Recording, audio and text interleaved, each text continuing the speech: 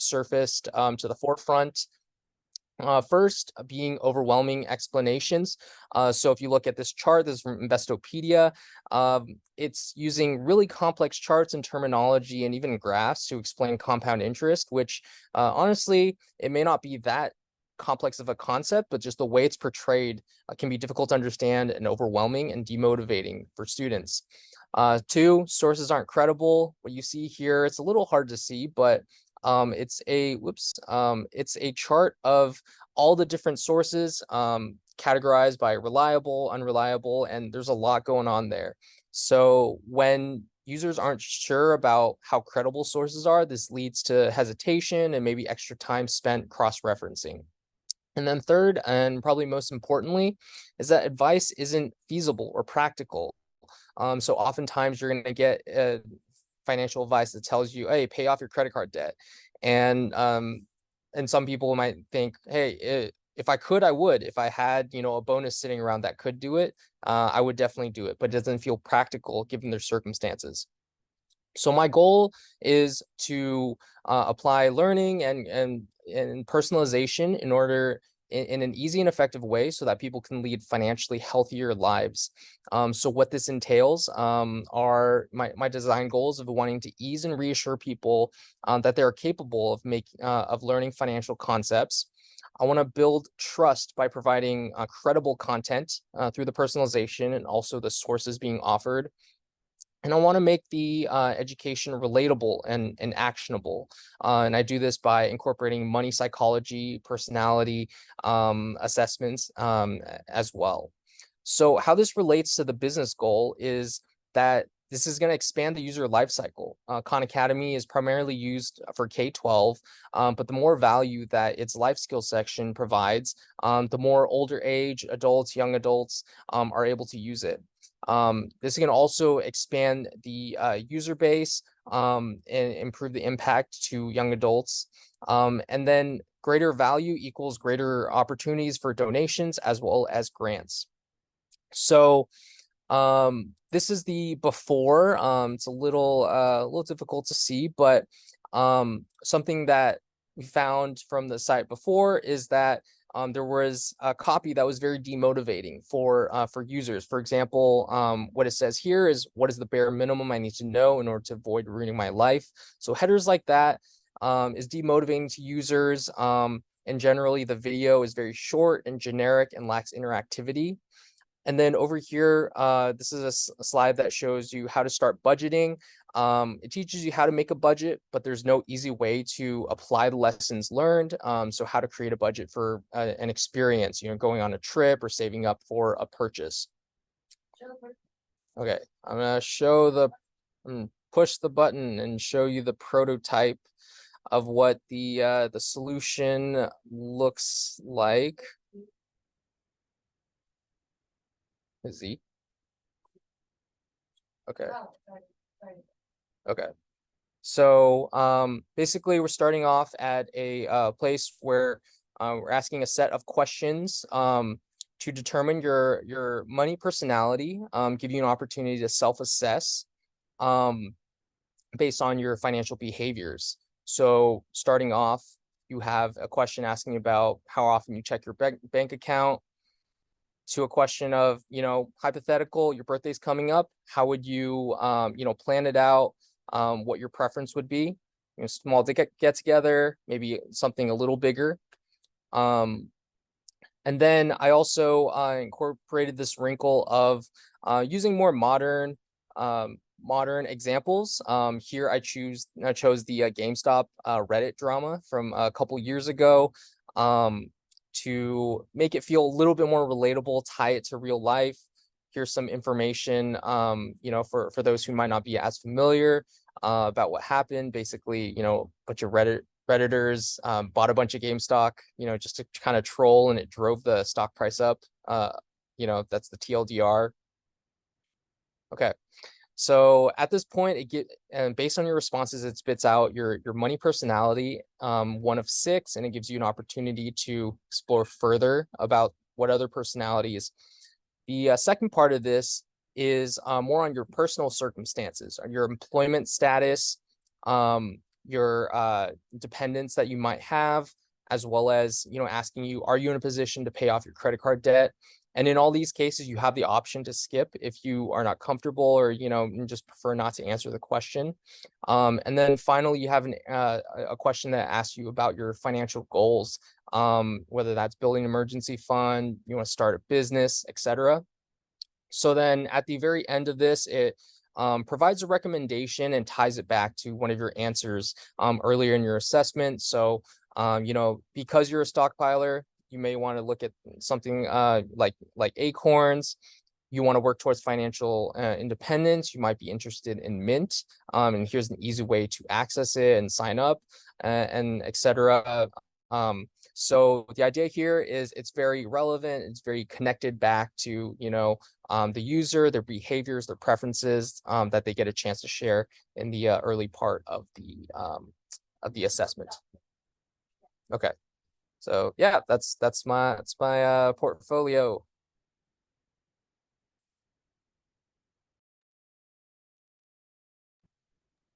All Go right. Faye. Yay! All right. He's worked hard on this. It took a long time creating the illustrations, doing the exercises. I'm revamping a lot of the portfolio module, so there will be more things, but I promise it'll be worth it. Okay. So I think I'll have some questions to push you on your design rationale phase. So this is kind of going to mirror what a portfolio review would look like. So first off, like Faye, I see that you have different text here.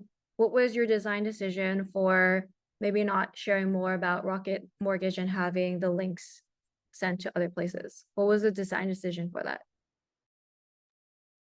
Yeah, so the design decision there is I didn't want to overwhelm the user with a lot of text. Wanting to really keep it to the key point, and leave it up to the user if they want to learn more. You know, if they feel you know, compelled to dive in deeper into Rocket Mortgage, there's a link so that they can easily do so.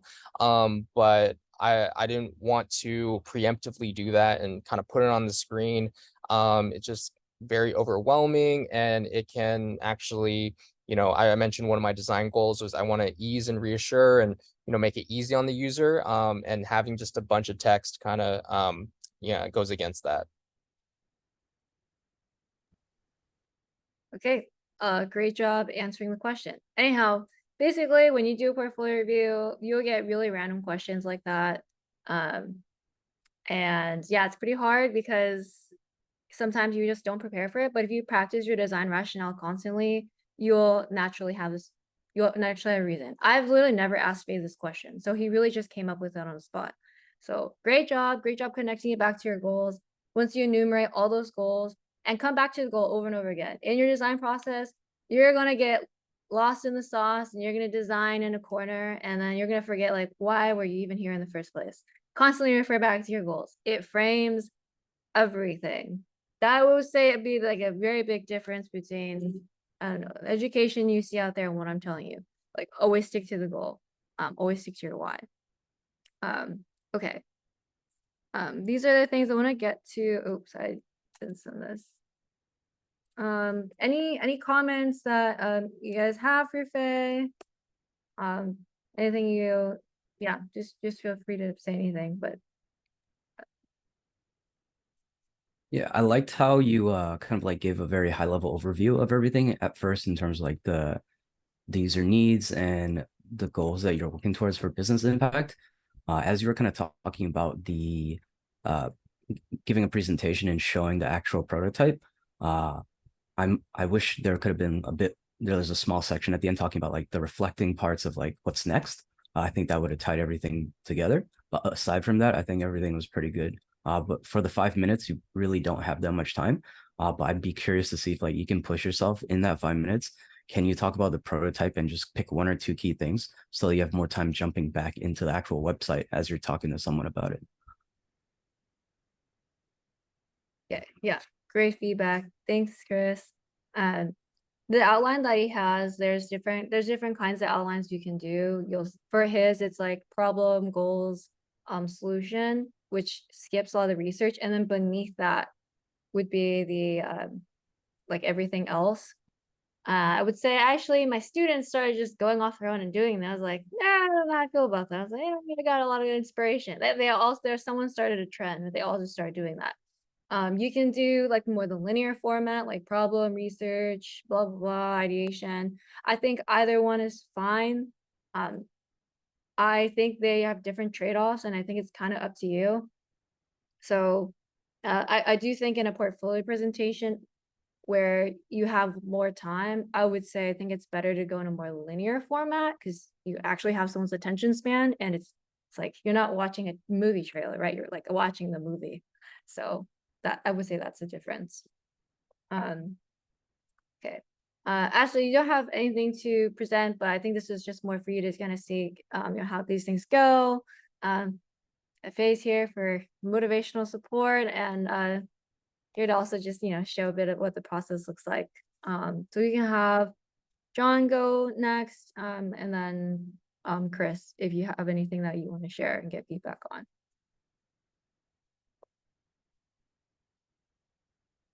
All right.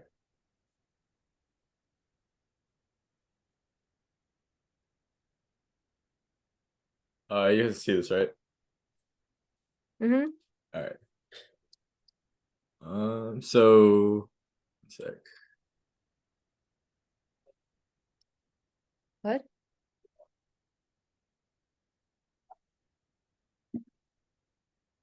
All right, let's get started. So welcome to my presentation. Today I'll be talking to you about my case study on Airbnb, specifically reducing decision fatigue on Airbnb. So before we get started, I'd like to kind of explain my rationale on why I chose Airbnb as a case study topic. So coming from an architecture background, whenever we design homes or redesign homes when we design or redesign homes, a lot of times we think about the client, who the client is, what the client wants, and also what the client needs. And so every home is very tailored to the client's specific wants and needs. And I feel like with Airbnb, it's directly translated to a guest should have an experience that is tailored to their needs, right? So that's the problem that I'm tackling with Airbnb, is that users can't keep track of all the details of multiple listings. If you see this guy on the right, he's planning his trip to New York City. He's got a fiance to impress, and he's choosing between these two different listings and just doesn't know how to compare it. Like one listing has a hot tub, has silverware, another listing has an AC, has like a really nice view. And so in order to compare these two listings, he constantly has to go to one listing, see all the details, and go to the other one, and then constantly keep comparing back and forth. And the problem with this is that not only does this increase the time that it takes for a guest to book a listing, it also makes the planning process really complicated, because now you're taking your information off of Airbnb and comparing it that way, or even worse, you're making arbitrary decisions about what listing you want. And so, yeah, the impact of solving this problem would be that users would be able to find their optimal booking faster. And the second part of it is keyword optimal, in that they're finding the listing that is tailored to their needs versus just making an arbitrary choice that fulfills what they need, right? So this is like pretty much a copy of what I did last week, but I'm just gonna reiterate this information. But yes, so the focus for my case study will be specifically Airbnb guests who are using the mobile app. The reason why I wanted to focus on mobile is because Airbnb is a mobile first app, so whatever is available on mobile is available to anyone who uses the app on web or other platforms. And yeah, so this is the bulk of what I did this week. Is I audited Airbnb and also audited its competitors. So just going over my audit real quick. This is I kind of so the guest kind of goes through this user journey where he logs in, looks for potential listings and ends up booking a listing. So first he'll onboard, which is this login right here, and then he or she will search for properties. So I like to think of this as they're searching for what they need, right?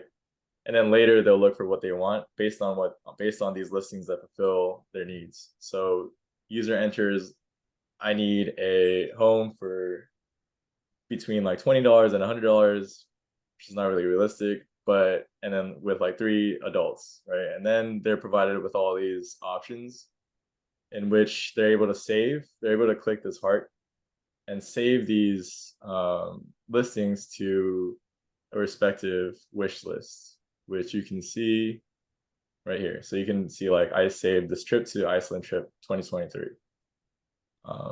And after you save your listing, I put compare, but really the problem is that they're not able to compare.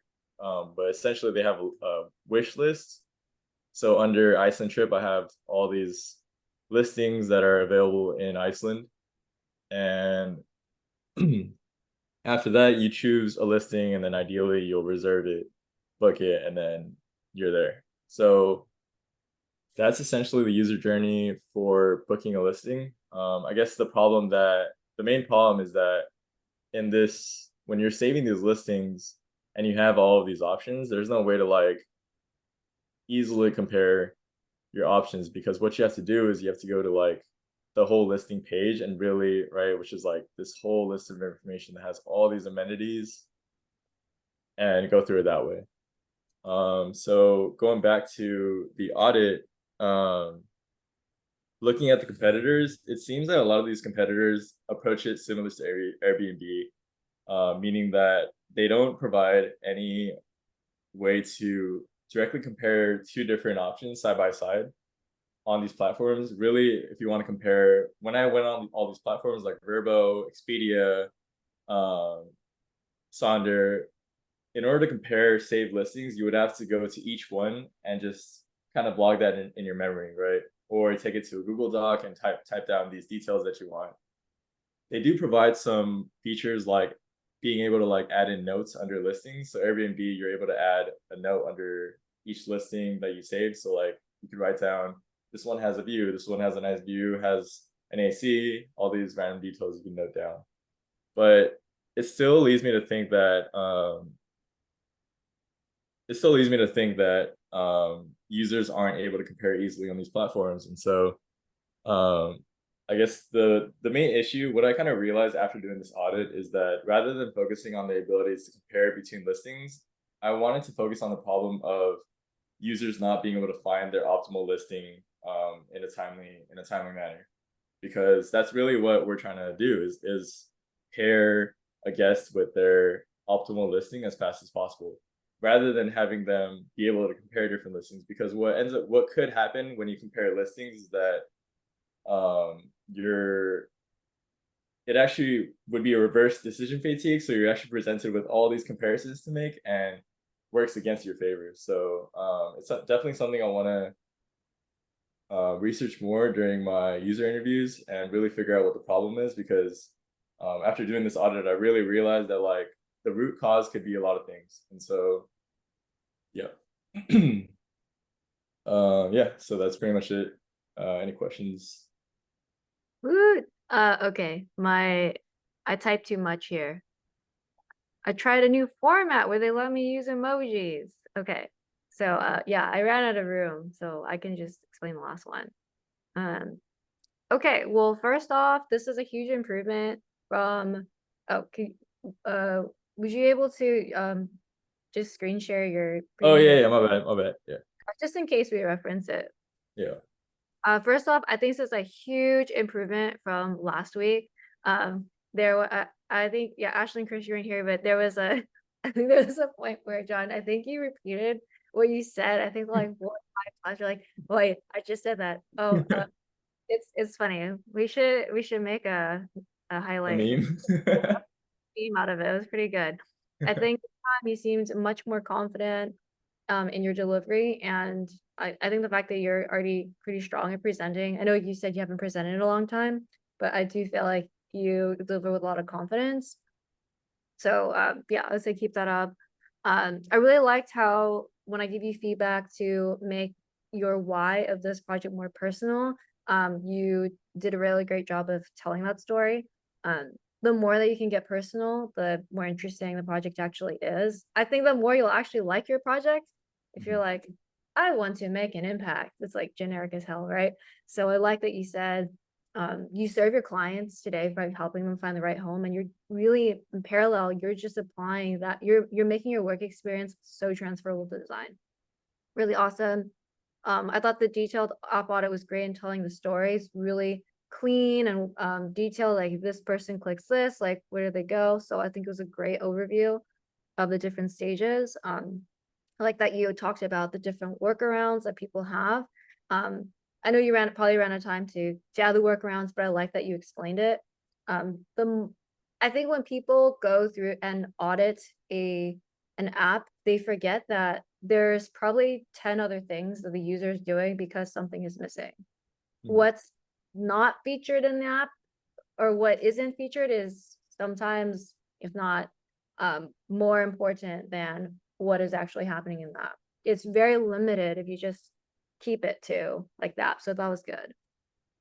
Things that I thought could be improved would be articulate what I think you could have articulated what an arbitrary decision is. They said it's arbitrary, but what makes it arbitrary? Why is it that? You could say they end up forgetting or not real, like missing this detail because they're juggling so many details that they actually got the wrong Airbnb.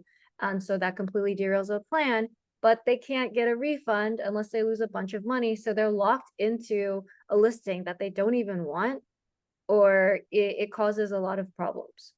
I don't know, maybe people, I think this happened to us actually recently. But I guess it was Airbnb's fault. We were trying to book a cat-friendly Airbnb, then they said we couldn't have pets, and we are like, well, what do we do? We're gonna lose our whole listing. What do we do for cats? So then we're gonna have to get a cat sitter. Like, getting a detail wrong could really blow up.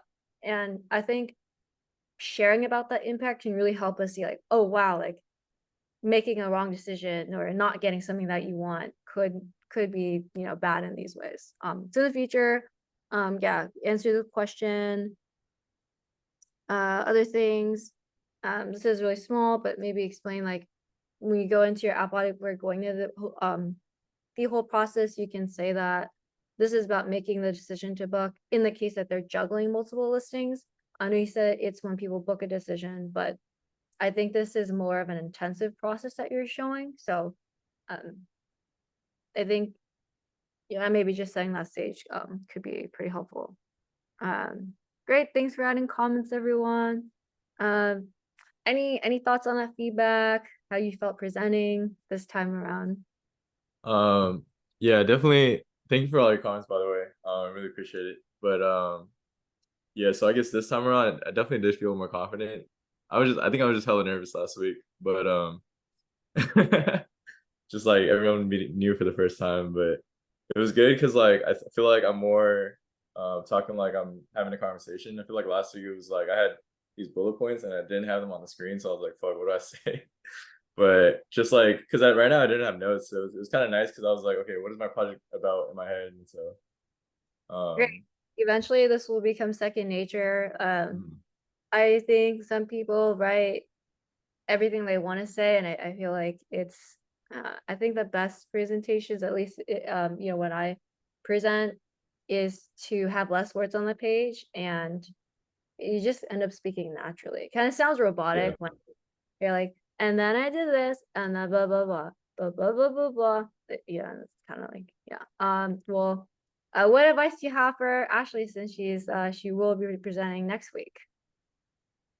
I guess definitely try practicing like before you go into it. Just like do like a trial run in front of the mirror. It's really helpful. And just I think keeping it simple. I mean, at least for the first week, I try to keep my presentation really simple because you don't want to overwhelm yourself when the presentation itself is already an overwhelming task. So like, yeah. All right, cool. Thank you. All right, Chris, anything you want to share and get feedback on? You could Yeah, also use it as a space to practice just sharing your work, just either ones. 1 second. Yeah. Full disclosure, I made this in I think a span of 30, 45 minutes earlier. I was like so in the zone just working on my visual design stuff that I totally forgot to like, okay, I should have the presentation, but this is my attempt at that. Let's see how this goes. All right, everyone, I'm Chris. So my project right now is currently on Headspace. 1 second, I'm gonna time myself too, just so I kind of see how long I'm talking for. All right. Yeah, so basically during the pandemic, and I'm pretty sure a lot of people realize this too. There's a lot of thoughts going on in your head and kind of like aligning what you want versus what you can actually do. And I feel like a lot of people also thought about, okay, this is the career I want. Should I just resign and do something else? So I really thought about how meditation and headspace helped me. And I felt like if I worked on a project, how can I help rethink productivity as individuals balance work and life? And I thought Headspace would be the perfect segue into that. So pretty sure we're all very familiar with this. A lot of stuff on your calendar, really have to rearrange it sometimes. And it's a huge load on your head because if you just keep moving one thing to the next day and the day after, you don't feel like you're accomplishing stuff. But at the same time, you have this feeling of, oh, okay, I did this much today and that's good enough. You're playing Tetris. Raise of hands, how many people have felt this way? Yeah, so the thing about Headspace is I didn't realize this. I really started my meditation journey during COVID. It was mid 2020, but apparently they've done a lot of studies already, and this is backed by science and their researchers. Great team that they have. There's 14% less burnout after 4 sessions of using Headspace. 32% have said they've lower stress in 30 days, and 11% have become more resilient in 30 days. And I feel like this topic of resilience is something I'll keep talking about in the project because that means something different for everyone. So I originally wanted to approach this case study as a B2C approach because that's how most people use it. But then I really thought about, okay, when I'm thinking about work from home, work-life balance, there's a huge market of Headspace for B2B actually. And most people don't know about this. One, they have this admin portal toolkit. So let's say someone works at Google, the HR team will have access to this. And when they give Headspace for free to all their employees, they'll get to see certain metrics. And this kind of like panel helps them understand what they should do to maybe help their community engage better. And they even get support from Headspace if they want to like try to hold some internal events. So obviously I couldn't find individuals at the time to talk to understand how they use this admin portal. So what I thought about is kind of approaching it from the user standpoint, because if I approach it from the user standpoint, that in turn leads to the HR customer success managers being able to see improved metrics. And kind of like as I reflect going into the end of this case study, when I do manage to talk to actual individuals that I've found 1 or 2 already on LinkedIn and am currently trying to reach out to, that'll kind of come full circle and help me understand like what their thoughts are based off of the redesign that I did. So after doing a bunch of research, I talked to people from startups all the way to big companies like Google. And I think the general consensus was people find it cumbersome to pick a meditation that's suitable for their needs. As you can see, Deco on the right, his head is going crazy. I feel like we've all felt like that too. Whether you're new to meditation or you've actually been a meditation guru for a couple of years, it's always finding that weird time zone for you to kind of pick something or just kind of, I'll go with the first thing that pops up on the screen. So the general consensus that people really thought about, as you can see, this is the current app. There's a lot of courses, A to Z. I'm pretty sure there's at least 30 different ones. And the current way you search for exercises has a lot of different options to maybe make it easier. But at the end of the day, it's still a very overwhelming experience. And most users will struggle with decision paralysis, regardless of how new or experienced you are with the app. So one thing that we really want to do, or as I would really want to do and help with this case study, is kind of provide more guidance and context for users to really understand what they're picking. And one key point is that it's not quick and relevant enough for someone to stay engaged with the current app. Oftentimes, they'll just see there's a bunch of stuff, browse through it and decide, okay, this is a little too much. And then they end up not meditating at all. And we don't want this to be happening at all, because that's going to make it even more insane. And at the end of the day, the goal is to help you meditate and be more mindful of what you're doing. So the user goal that I'm very focused on, specifically in this case study, as Jen will know, I kind of went in and out, trying to figure out where I should focus. But it's to quickly find a personalized meditation to practice mindfulness intentionally.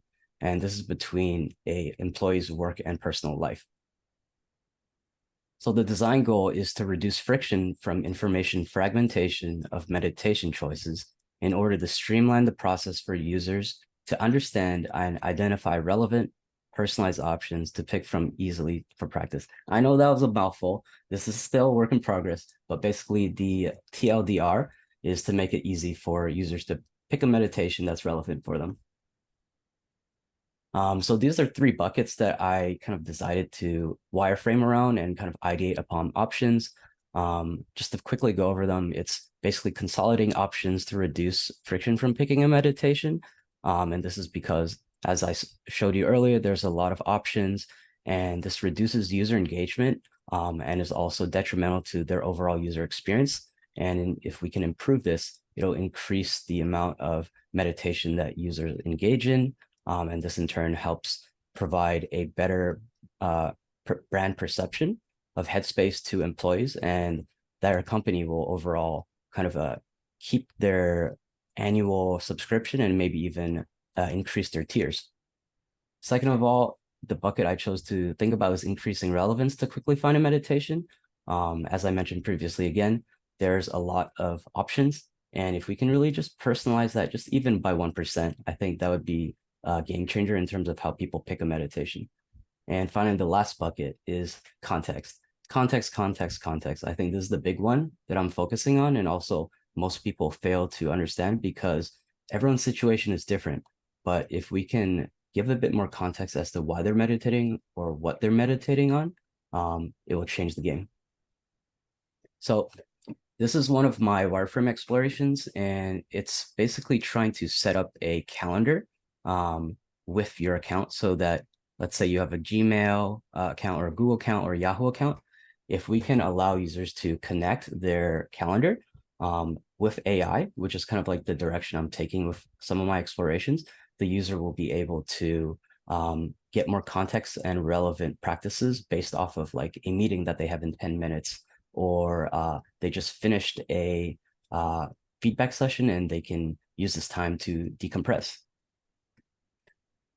The second flow is setting up notifications and reminders for those calendar integrations. And then the final one is what happens after you set it up. What does that look like? And how can we keep it relevant? I'm not going to dive into the specifics. I'll share my design file later on if people have feedback, but I just wanted to give a very high level overview of what's going on with the screens that I'm designing. And currently I'm at the visual design portion here. So what that looks like here is, if you see the top left screen highlighted in blue, this is kind of like the calendar integration that people will see. And I've been kind of thinking about how can we really make it clear that this is a calendar and it's smart. So for this first one on the top left, I created this visual with the Headspace dot character with a calendar and the AI icon that's becoming standard now, with a little design variant. I think it's a win because it's on brand. It cues the Headspace dots starting from left, and your eyes move all the way to the right to the calendar and then the AI icon. But some cons are that there could be some competition of attention due to the mix of visual elements. For the second one, I think if I just focused on a calendar, one, there's no way anyone can mistake that. I'm pretty sure everyone knows what a calendar is. And then the third one is just keeping it simple with the Headspace dot, and then showing the AI icon. I think all three have their pros and cons, but right now I'm leaning towards the middle one, just so it is kind of just simpler. But if I had like more time in the world and like more visual design skills, I think combining something with the very first option might make the most sense. Yeah. So that is my presentation. I'm at 9 minutes, 20 seconds. I think that was a little long, and I did not practice this. This was just like a first go, but I think I did okay. Open the feedback. Let me know what everybody thinks. Woo! You did amazing. Oh yeah, Faye's favorite anime is My Hero Academia, so you chose well. Okay, actually, yeah, we pause on the screen. So, first off, I love the visual design options and different types of illustrations that you tried. I think the one I gravitate more towards is the middle because I think it's the simplest one. It looks like it's gonna do something with my calendar, like automatically do something with my calendar. In this case, do find time to medicate. Oh, no, people say that automatically. It's just like a play on automatically. I didn't invent that. I wish I did. So, okay, I'll go through the different pieces of feedback. Great visual. So I love that you took the time to put this together. It's really colorful. It's super fun. So it was really entertaining to get to look at this. I like that you talked about increasing customer tiers. It's possible that maybe this is a premium feature, or it could be a potential upsell if this other parts of this do well. So I think that was pretty great. Oh yeah, I did talk about the visual design. Yeah, it's absolutely beautiful. Love that you worked on creating icons. Areas of growth. I think this is something that I know some students do, like talk about the type of problem. And I think it's great that you identify the type of problem. There's some information that's completely missing from what you see. And so maybe you can clarify to elaborate on that more. You could say, when people go on explore different types of meditation, it's not clear what they're going to get. There's not enough context on what they're going to get out of this meditation. There are different reasons for why someone should choose a meditation. For example, maybe someone doesn't have a quiet space. Maybe someone's in the outside and maybe that's more suitable, or maybe they're burnt out from work. Those are the different types of context that can help people decide on the different factors behind why they should choose certain meditations. So I thought you could define what that context is. Because there are times where I'm not in a quiet space, or maybe I'm just sitting outside waiting for someone to pick me up. So, oh, maybe I can meditate. But I don't want to close my eyes because someone might jack my stuff, you know? Haven't been in Oakland. You gotta be careful. Yeah. And I thought the design goal was pretty long, but I think it's great that it's a work in progress. We can work on that a little bit more. I think what's probably most important are like the sub design goals, like the smaller ways you're trying to achieve this bigger picture. So I like that you walked us through the bullets. I think we haven't talked about this before, so maybe I'm just kind of coming in to beef up your case study. I think AI, now that I'm learning more about it, it's very hand wavy. Like, oh, AI will like magically find a time for me to meditate. But design can still have a say in how that like algorithm would work, or how the machine learning will work. So for machine learning, you learn about the user and then you adapt to them as they change, right? They have different behaviors, kind of similar to Netflix. Like it molds the certain types of users and whatever communities or clusters that they're in. Like I'm sure they have something for like young millennial women, and then they recommend Bridgerton. I know because I Googled it.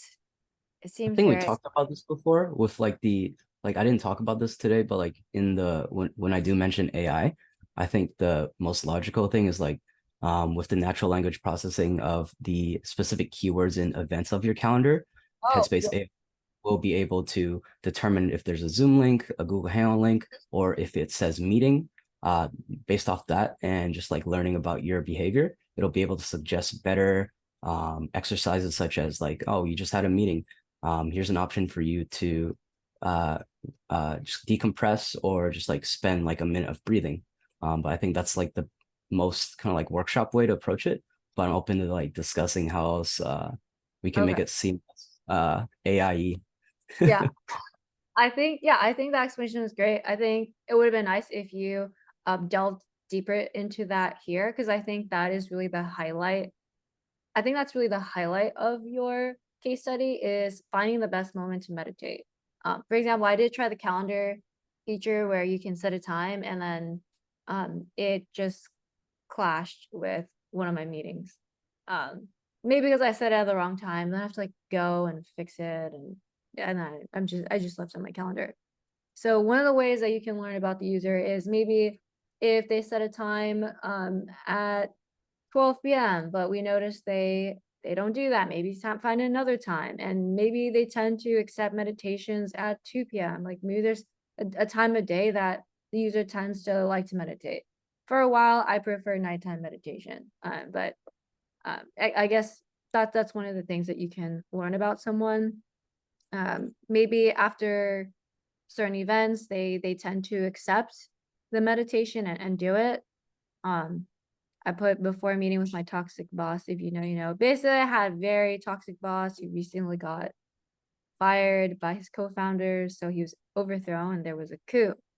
And every time before a meeting, I'd be really stressed. I probably was overthinking it. Yeah, maybe that was like the time I would have accepted a meditation, before or after, because meeting with executives or higher ups or someone who manages you, especially the toxic, is extremely anxiety inducing. So yeah, any thoughts on the feedback, Chris?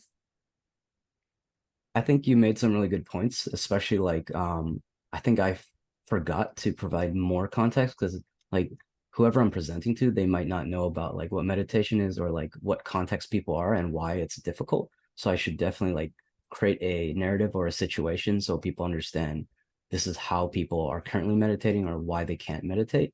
And then kind of dive into the magic of the AI and why it's so key into this case study, and not just because like, oh, AI is hot right now, and what the possibilities are, both from a just like user perspective as well as just like an organizational and what that means. Yeah, awesome. Yeah, I mean, I don't even know all the reasons why someone meditate, because I mean, I think I know a little bit more because I have tried meditation, but I think maybe to the average person, they think like, oh, you just like click a button and you just meditate. I mean, a lot of the meditations all kind of sound the same. I do think they got better at making the meditations more unique. Like they give you a little pep talk in the beginning. It is based on your situation.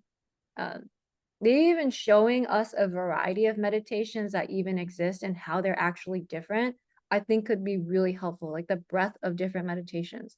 Because the average person, it just seems like, oh, you just hit a gong, Andy tells you to breathe in, breathe out, body scan. Okay, call it a day.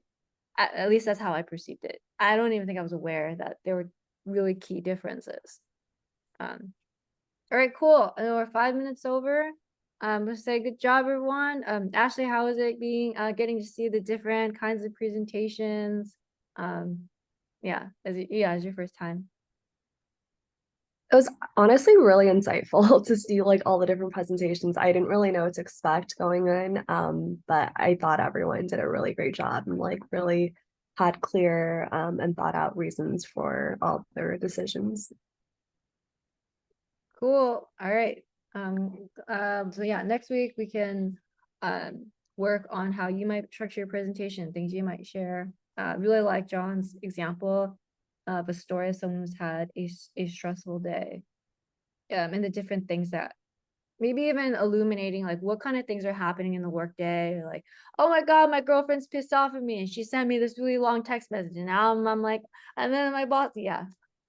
So then, you know, things like that. That actually happened that I've personally experienced. Okay. All right, bye everyone. Good job. Till